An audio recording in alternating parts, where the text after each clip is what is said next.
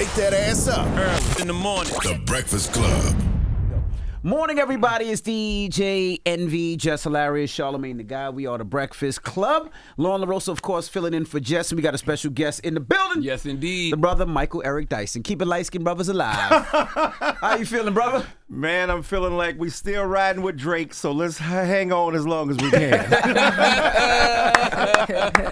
Michael Eric Dyson got a new book out called Represent the Unfinished Fight for the Vote. Yes, right. sir. Yes, sir. Man, look, thank the publishing gods. I was like, it's pretty good timing Yes. for what we're doing. My co-author, Mark Favreau, brilliant writer and gifted historian, and we wanted to talk about an issue that's central to what we're dealing with here in America today, and that's voting and why people should vote, how they fought for it over time, and what it means to us today. And people think voter suppression might be new, like they've seen January 6th and all these other, recent, incidents that have tried to suppress the vote. But this book discusses other attempts to suppress the vote and deny the vote that go way back. Can you talk about that? Yes, sir. Great point. Let's just talk about your state, South Carolina, in the 76 election, where they were deliberately trying to suppress the black vote, right? And these were the Democrats who were in power, who were trying to maintain that power. And back then, it was the Democrats who were the party of the racists and what we subsequently knew as Dixiecrats. So they invented this militia called the Red Shirts, and they were riding roughshod over black people, doing illegal stuff to suppress the vote, scaring them, intimidating them. And they said, I want to read this to you because this is rather remarkable. I don't want to bore people, but this is what a copy of their plan was circulated all over the state. This is what it says. Every Democrat must feel honor-bound, to control the vote of at least one Negro. Never threaten a man individually. If he deserves to be threatened, the necessities of the times require that he should die. A dead radical is very harmless. A threatened radical is often troublesome, sometimes dangerous, and always vindictive. So they were doing their thing. And then the Democratic candidate for governor, Wade Hampton, had these people out in force, and they had rifle clubs aimed at trying to suppress the black vote. So January 6th did not start it. It's part and parcel of what we have done as a government in America. And unbeknownst to a lot of people, January 6th ain't no outlier unless you say they outlying and not telling the truth about what's going on in American politics. I got to ask, what do you think about what's going on today with the race? Of course, let's start from the beginning. We haven't seen you in a while, right? Right. So, of course, Joe Biden, we've been up here, I would think for like the last year and a half, it said something's not right. He's not right. Right. They gave us a lot of flack for it, and they came back and said, you're absolutely positively right. I didn't just say he wasn't not right. I said he should step out of the race because I didn't think he could win in November. Showed early signs of dementia, we thought. They pushed him out. Right. Kamala Harris here, new energy. What is your thoughts on the whole thing? Let me pour out a little liquor. Pour For my homie Joe Biden. I know it's unpopular. I was with that white man until the wheels fell off. I didn't care. Just put Weekend at Bernie's. Push him on the damn, wheelchair. Push him in the room because that was still acceptable over what we were facing. Now, there's no question that there were questions and concerns. You all were on the front line raising those questions. Other people were doing it more nefariously behind the scenes, ostensibly supporting, but all the time stabbing you with the knife. Joe Biden, I think, could have still won. It would have been much closer. It would have been a much tighter race. Howsoever, as James Brown would say, there is no doubt that the shift in energy to Kamala Harris is remarkable. Let's be real. It's got to surprise Kamala Harris. You ever done something you go like, damn, I didn't know I was that good. Yeah. I didn't know I was going to come like that. Yeah. Nobody could have predicted it. You know what they were predicting? White women ain't going to stand up for that black woman because white women were voting disproportionately in their numbers for Donald Trump the last time around. They didn't support Hillary to the degree that they should have anyway. So what makes us think that they're going to support this black woman from California? Well, lo and behold, they is. And Republican women are out there doing their things. I hope it's a reverse Tom Bradley effect. You know the Tom Bradley effect, named after the governor of California, which meant white people would say, oh, yes, we'll vote for the Negro. We're going to support him. And then go in their booth and then boom, vote for the white guy. I think the reverse might happen this time around. that white women might tell their husbands and other interested parties, yes, I'm a Trumper, and then go in there and support Kamala Harris. Why? Because she's reasonable. Why? Because she's intelligent. Why? Because she's self-possessed. She's not off the hinge as Trump is, and she continues to escalate a war against the lunacy that is Donald Trump. So it is astonishing. It's amazing. I've known Vice President Harris for some 20-odd years. She's been a woman of integrity. She's been a woman of serious regard for the people, and she's been willing to take on some complicated stuff. I know a lot of people were trying to portray her as, tough on crime and so on and so forth. What amazes me about that, black people be the first people called the police anyway. Right? I mean, you be there like, Mama, I told you that sandwich wasn't right. I'm calling the cops on you. Mm-hmm. So obviously I'm being facetious, y'all. But the point is that she's done some very progressive things. She's done some very progressive things. Back on track program. But at the same time, we acting like people don't commit crime. We acting like the people who are calling the cops or at least asking for crime, not this kind of antiquated antediluvian assault upon the rights of black people. We ain't talking about that. We talking about you in the hood and I'm trying to live and you selling, you promoting, you doing whatever that's undermining our communities. When I think Ras Baraka, the mayor of Newark, said some of that defund the police stuff was from bourgeois Negroes who don't live in these hoods. Now, whether you take that or not, because I'm for a progressive realization of police being held to account, as Tyreek Hill. I think he's with us now. The point is, at the same time, that there are real concerns and issues of crime that she tried to address in very practical and progressive fashion, and we need to acknowledge that. But I think the energy with her is remarkable. It's astonishing. And more power to her. I hope she continues to grow in strength and numbers as we go on. Me too. That's why I think your book is so timely, because, one thing that I've been speaking about is why aren't more people calling out the Supreme Court and calling them out for being an illegitimate institution? Because what I don't even know if our democracy right now is healthy enough to have a free and fair election because of a lot of their recent rulings. And when you look at the fact that, you'll have so many people across the country who might refuse to certify the results of the election. Right. That's why I think your book is very timely. Thank you for that. And I appreciate that. That's a brilliant point because, look, there's enough skepticism to go around anyway, enough cynicism even to be generated in the aftermath of what the Supreme Court has done. And for those who say voting don't matter, just take the Supreme Court, the issue you're talking about. 3 justices were appointed by Donald Trump. 3. Now, remember, when Obama was in office and Mitch McConnell, the great owl-faced one himself, said that, no, we're not going to have an election. We're not going to, it's too close to the election.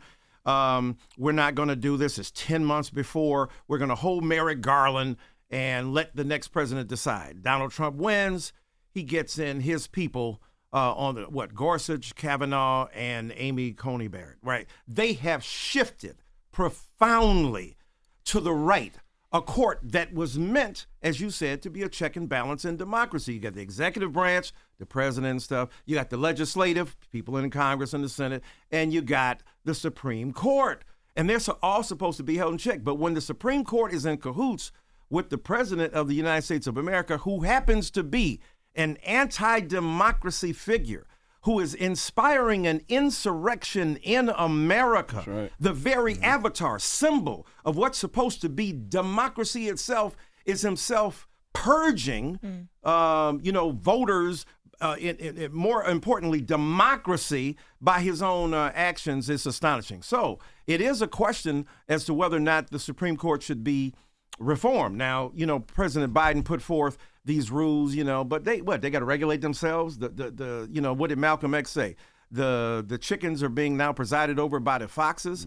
So we can't, Clarence Thomas, a white supremacist in black skin, a man who has been so unprincipled, and his wife, and the wife of another Supreme Court Justice Alito, running your flag upside down. You are signifying to us that you are complicitous with the very forces that you should be opposing. So it is a problem, but I say the answer then is not less voting, but more. Because if we change the Constitution, not of the United States of America, but of the court, of the voter, if we get a person in like Kamala Harris and Tim Walz, and they are able to restore some sense of integrity and appreciation and confidence in our government, that goes a long way toward trying to remedy some of these more systemic and structural problems. How do you think we should handle two things, AI and all this fake news, right? Because people really believe what they're seeing online. And although you could hear it from the horse's mouth, people really believe it. So how do you think these politicians should handle a lot of the AI and a lot of the fake news that's going on across the social media? And even the news is reporting some of this fake news. Of course. Look, AI is one of my favorite players of all time. So I support him, whatever he does, okay? Now, the other AI, right, because Allen Iverson, I saw him for 3 years when I was a professor at University of Pennsylvania, one of the coldest ever to do it and one of the bravest, Absolutely. right? My favorite I player. wish we had an AI in terms of artificial intelligence, because it's tricky. We don't know what's real. The deep fakes. You know, people out here saying one thing and meaning another, or lying about it. Even before AI, think about it. The robocalls that were being put out here, you know, voting is on Wednesday. Now, you know we don't vote on Wednesday. Next Saturday to vote. Early to the, souls to the polls and churches is problematic, and so on and so forth. So you've got the distillation and the dispersal of all kinds of fake news and fake information, which is why it behooves us to listen to The Breakfast Club, why it behooves us to read the New York Times, The Guardian, The Wall Street Journal, whatever your paper of choice is, and to make sure you can fact check. Because if you've got, again, and I hate to just beat this dead horse, but you've got a president who is the font of fake news, of defactualization, of factfulness gone awry. This dude don't know a fact if it hit him in the head. He lies, and then he lies again, and people lie and lie again and create that as the basis of facts. Then you've got senators like Hawley and congressmen like Jordan out here reinforcing the negativity that's generated by the falseness of it. So you got misinformation, which is, I didn't mean to get it wrong, but I messed up. Disinformation said I meant to get it wrong, and I'm trying to lie to you so I can convince you to do something that is against your best interest. So disinformation and misinformation are bad enough, so we got to continue to do the old-fashioned way. Read it for yourself, find it in a newspaper, check it against facts of history, begin to talk to people that you trust, talk to people whose job it is to think about these things, and no disrespect to celebrities.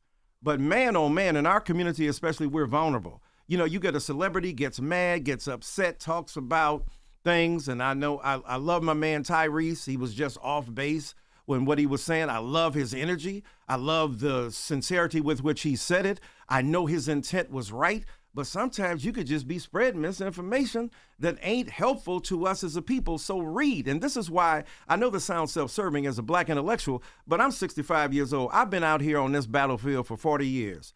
And I'm telling you, I'm trying to make the life of the mind sexy to young people. I want them to see you ain't just got to be a rapper, which is important. You ain't just got to be an entertainer, which is great. You ain't got to be a singer. You ain't got to be an athlete. You could be an intellectual, a thinker, a person who puts on every day a thinking cap and tries to reflect upon the world. There's something virtuous about that, and I'm unapologetic about that, because I think we need more of that now in an era when disinformation, AI, the creation of deep fakes, and the perpetuation of legacies of inequity through means to dominate the masses has to be examined. So we got to go back to old school. Think about Noam Chomsky and manufacturing consent.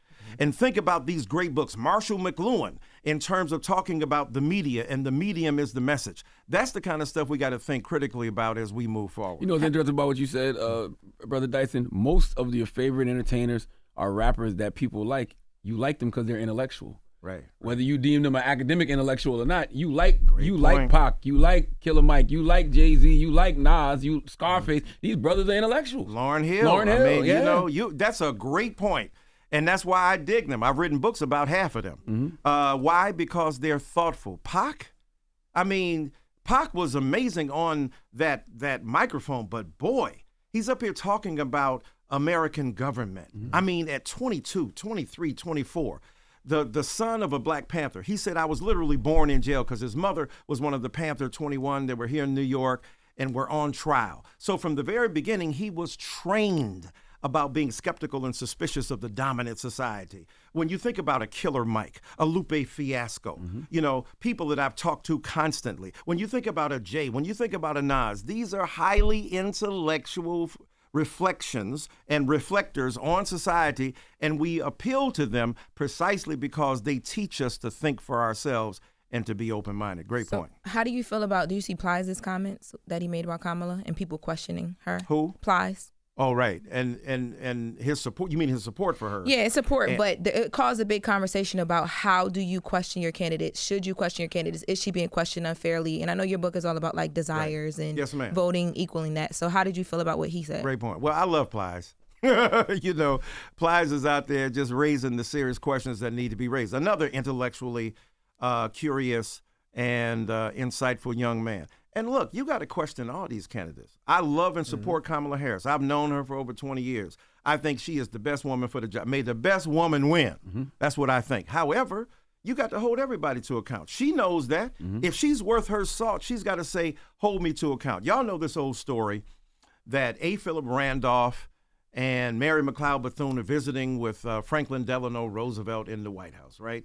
And they were part of his kitchen and cabinet. This is like back in the 40s. And they're telling him, you got to do this. You got to create the possibility for black people to vote.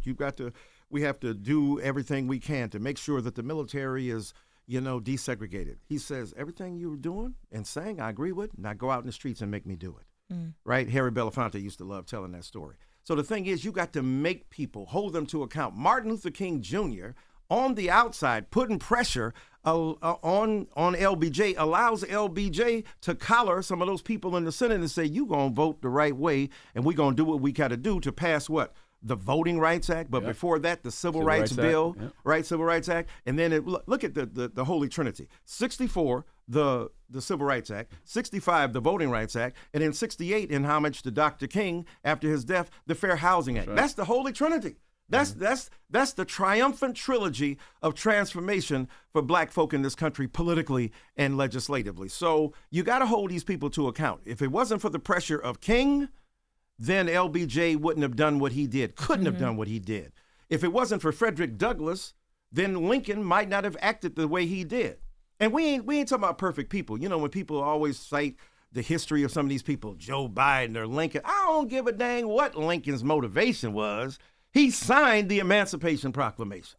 And when he signed that Emancipation Proclamation, that opened up possibility. So we have to stop demanding perfection, even as we hold people to account. And I think it is important to hold people to account. But what's interesting to me is that when I hear all that about holding to account, I ain't seeing nobody who's promoting Donald Trump saying, let me do it skeptically. Let me be self-critical about Mr. Trump. Yes, I think that, and they're quoting going back 50 years to find something about Joe Biden. This dude was promoting the death of the Central Park Five, now known as the Exonerated Five, not long ago, and ain't apologized yet or backtracked upon demanding the death penalty for them. Here's a guy who, with his father, denied people access to housing when he owned these cribs and these apartments in New York. So here's a guy who has been consistent. Now, I think rappers get it twisted. Because he was an icon of hip-hop before. Why? Because he had the women. He had they thought he had the money. You can see he was lying. They thought he had the buildings and the money, and he was a billionaire and all that. So that was attractive to a kind of glitzy hip-hop era where it was all about the pursuit of capital. But Donald Trump was faking the funk even then. His daddy gave him $400 million to begin with. If your father gave you $400 million to begin with as a little loan to hook you up, and you still struggling the way you're doing, you are a failure. So even at that level, there are problematic issues. I hear young rappers say, "But he gave us a check." No, they talking about during COVID, the $1,200 or whatever they got, $2,000. Check the record. That's the legislative branch. That is Congress. Stuff that he opposed and then he took credit for distributing. Joe Biden done hooked up a lot of people in terms of student loans. I know 3 or 4 people have been forgiven $100,000 or more. So the point is, check the record, stop the disinformation, stop the misinformation, stop the deep fakes, and ask serious questions. You must always hold people to account. Hold me to account, hold y'all to account, but do it in a I think, respectful fashion. The thing that I have a problem with, I'm on Twitter or X, and people calling me out my name. You know, I'm trying to check, is it people I know undercover? Maybe it's my mother. Okay, no, it's not her. So the thing is that, you know, you can hold me to account. You can challenge me, but I'm 27 books in the game, mofo. I've done my work, It doesn't mean that you have to agree with what I say, but be respectful for what I do and acknowledge that. And so on Twitter, we have these Twitter, battles, and we got these digital warriors who are talking trash and being nasty and calling you names. Do we have to do that? Can we respect the integrity of each other and say we're in a pitched battle, we're trying to figure out the best way to go, and let's treat each other with fundamental love and respect? Let's talk about the dim-witted doppelganger. Love that phrase. Wow. Yes, he is a dim-witted doppelganger. He is an autocrat, an oligarch. We're talking about Donald Trump, a foolish fascist for that matter. I thought you were talking about JD Vance, but go ahead. Continue on. Same difference. What's up with JD, right? First of all, you give an Ivy League a bad name, bro. You went to Yale. You got more reason to have high intelligence than that.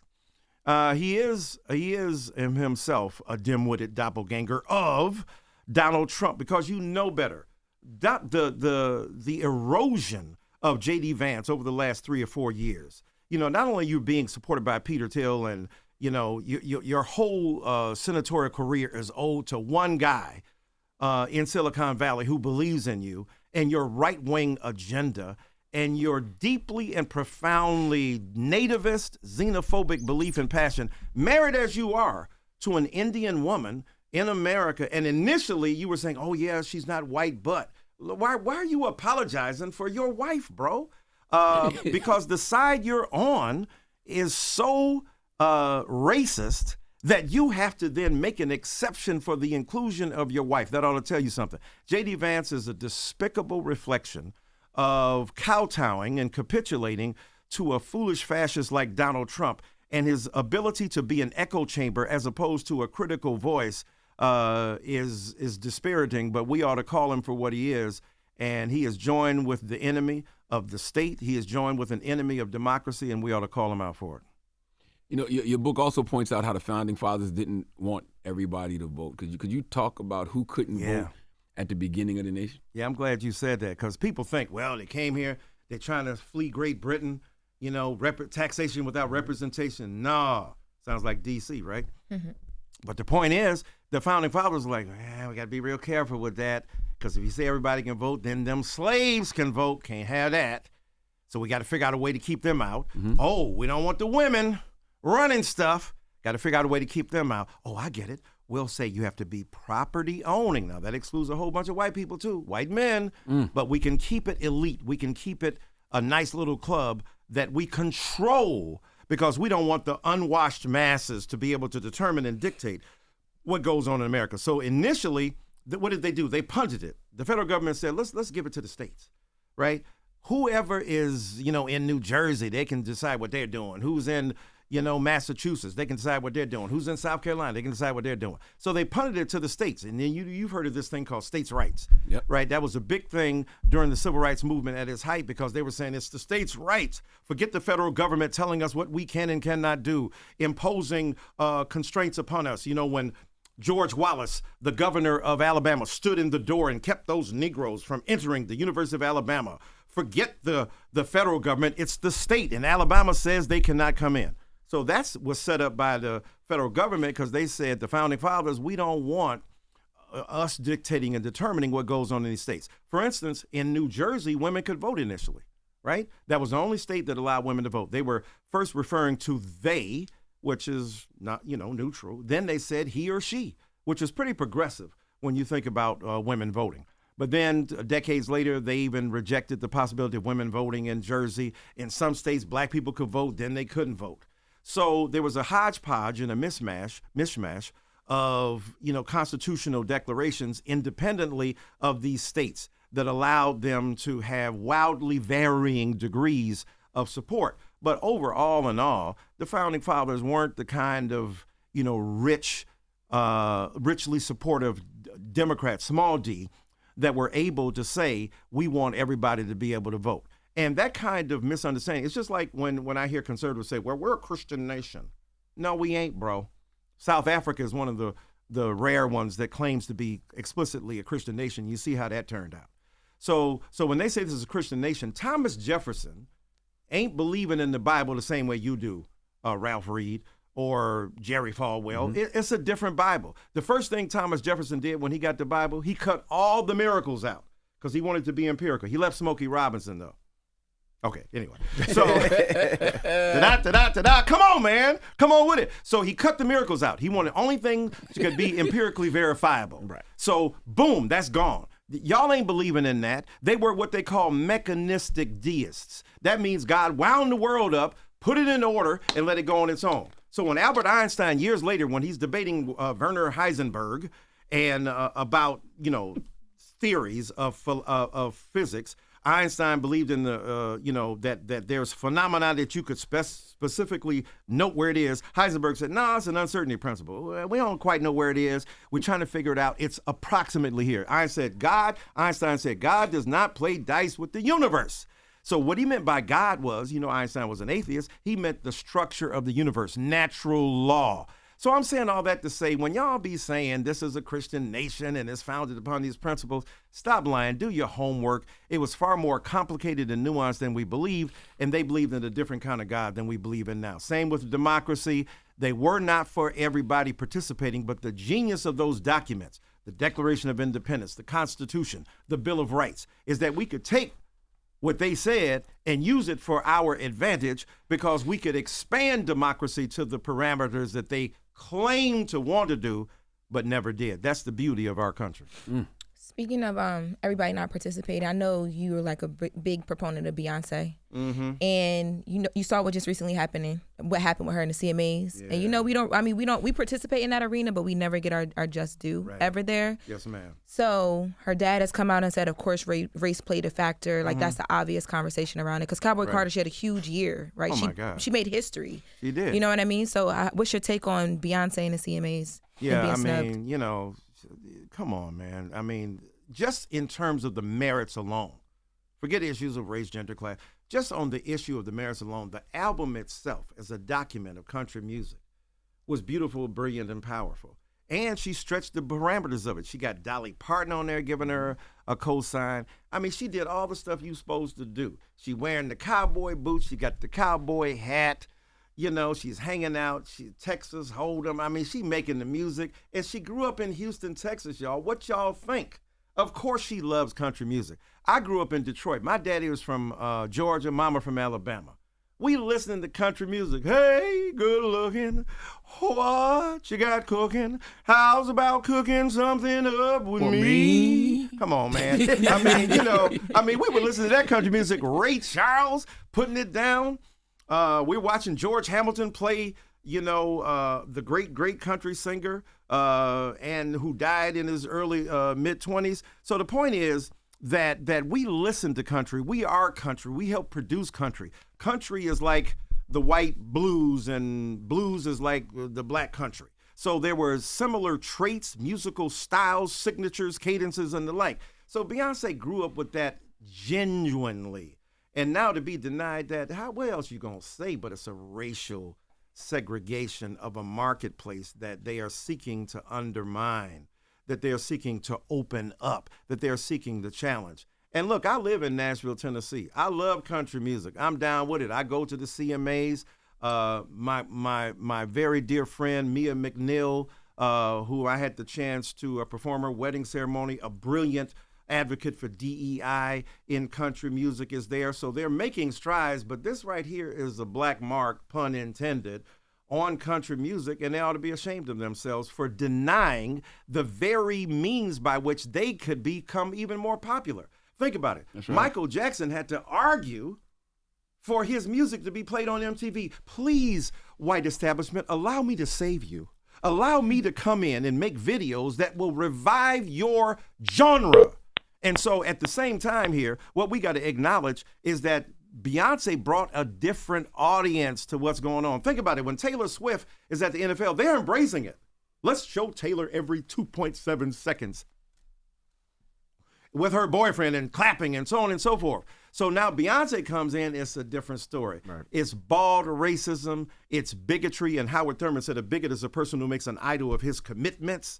They've committed themselves to a narrow range of what is a popular and appropriate, and I think it's shameful, and they ought to be called on it for the racist that racism that represents. And I want to. You brought up Vanderbilt. Got to salute Alice Randall. She wrote the book My Black Country. That talks my about homegirl from Detroit. That's man. right. Talks My about colleague. country music's past, present, and future. Yes, Black people's role in country music. Oh yes. I mean, she is the most brilliant exponent of Black folk and country music, and that book is a remarkably, terrifically eloquent exposition of what we've been through, what we've gone through. She's a songwriter as well, and a tremendous, tremendous writer. So I would encourage all of y'all to read that book. I got a couple more questions for you because I know we got somebody else coming in, but you wrote a great article speaking of the Vice President Kamala Harris and racial politics, and you compared Kamala to Drake at certain levels. What were you trying to say in that piece? Because, we want people to vote for the vice president. Right. I don't know if comparing her to Drake right now is the best way. I watched the sermon too that you did on to it. get people to do that. Thank you. I watched that. Thank you. Thank you. I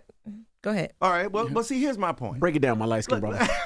You know what? We have been in exile, light-skinned Black people, since Wesley Snipes stabbed Christopher Williams in New Jack City. It's been rough on us. I'm not going to lie. One of my favorite moments in cinema. Can't lie about that. Yeah, pretty Nick. Okay. So it's been rough. We've been hurting ever since. We were depending upon Steph Curry and Drake to bring us back, and it's been a setback in one way. But here's the point, to be serious. The song is one thing. Say what you will about They Not Like Us. But as an argument, They Not Like Us, 1582. 12.5 Black people from Africa are dispersed across the North Atlantic. And the North Atlantic slave trade begins.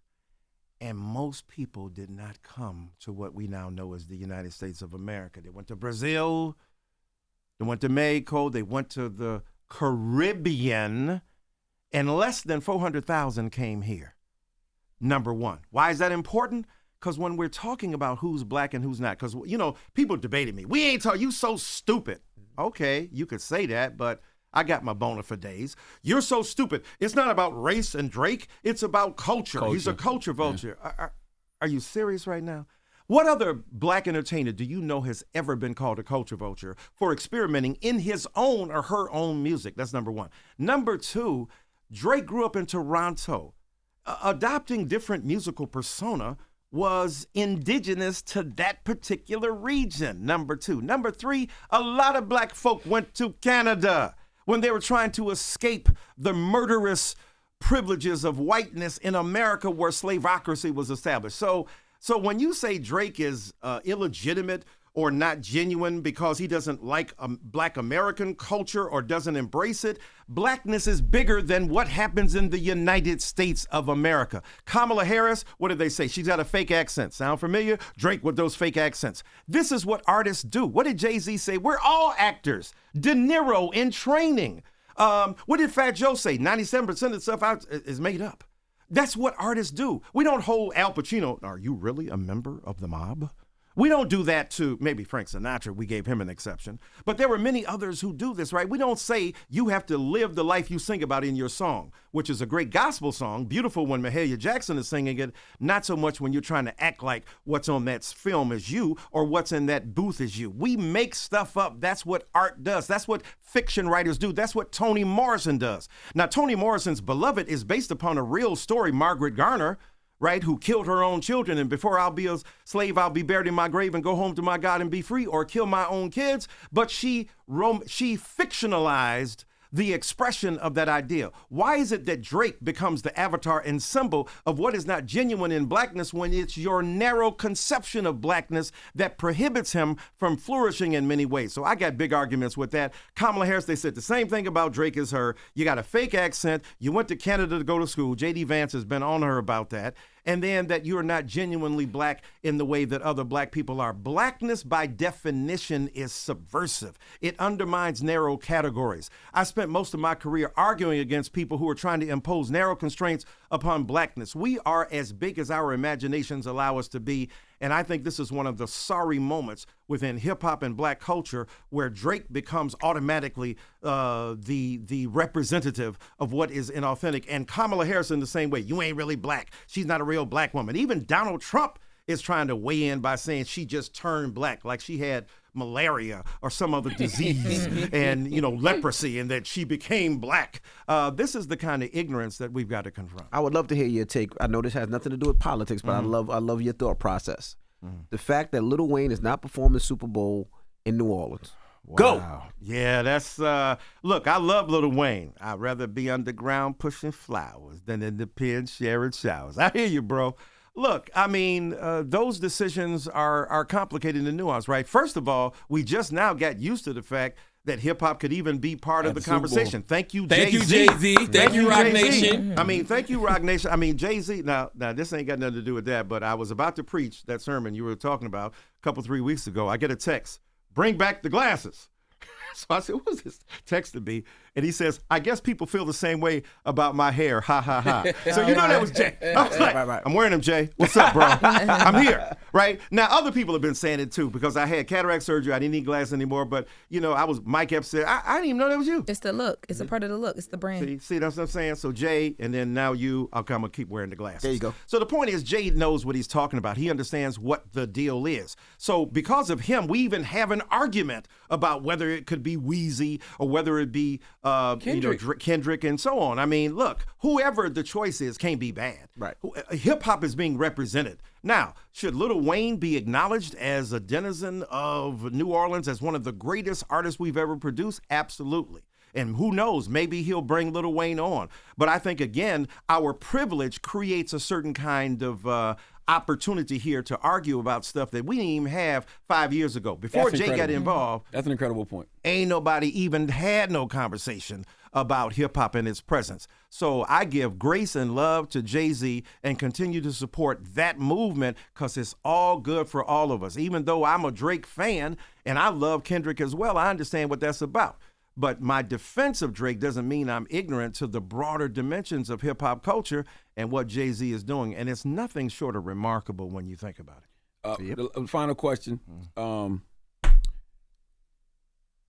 Give people a case as to why they should go out and vote for this election. Because everybody always says, oh, this is the most consequential election of our lifetime. This election, this candidate is a threat to democracy, which I believe Trump is. Yes. But why should people go out there and vote in this election? Why is this the most important election of our lifetime? It is, and thank you for saying that. That's a great, great point. It is because you know how they often say democracy is on the ballot, but it is, right? Because the choice is pretty glaring. You've got a person who has undermined the very nature of what democracy is about. If democracy, as we define in this book, is people power, and the ability of people to control and govern the institutions that regulate their lives, to be able to dictate the terms of their existence by full participation in American democracy, then we have to conclude this man is a danger and a threat to American democracy. Now, he tried to flip that by saying, this is why they attempted to assassinate me, because they have demonized me and painted me as a bête noire, as a horrible person for American democracy. But you are, sir.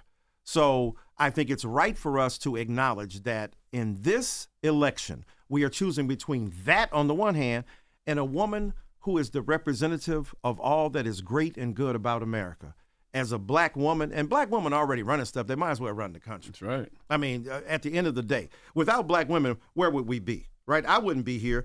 Most of us wouldn't be here without a black woman. And a black woman, not only in terms of physically, but in terms of the mental approach. When I go to these places where they're supporting black men and how black men have been dissed, it's black women leading the way. It's black women saying, give our men a chance, give our boys a chance. Black women are standing up for us in ways we don't stand up for them. 21 years ago, I wrote a book called Why I Love Black Women. It wasn't no thing. It wasn't no black girl magic. It wasn't no black boy joy. I did it because I felt that it was necessary to celebrate black women because they were being dissed and dismissed. And look, you can choose who you want as a life partner.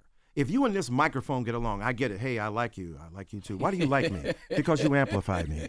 You're long and black and you're assertive. And I like that. Your brain is big and I appreciate that. Right? So my point is, y'all get down with the microphone and have micrettes. I mean, go do your thing. My point is you love who loves you, and I ain't mad at that. But at the end of the day, there is no reason to demonize and stigmatize black women for the very strength that they possess that is necessary to push the race forward. We get mad when it's expressed at home. And I think, and I know this is controversial, I think some of the black men who were for Trump, look, I know there are reasons for that and I don't diss them, but some of this is straight up misogyny. Some of it is straight up patriarchy. And what's ironic to me is that some black men who don't want a woman being a pastor of their church, and trust me, I preach in these churches, might now end up having a woman as president of the United States of America. Ain't that God? In a pantsuit. In a pantsuit. Don't play with in it. high heels. You know, and look, Barack Obama was Jackie Robinson.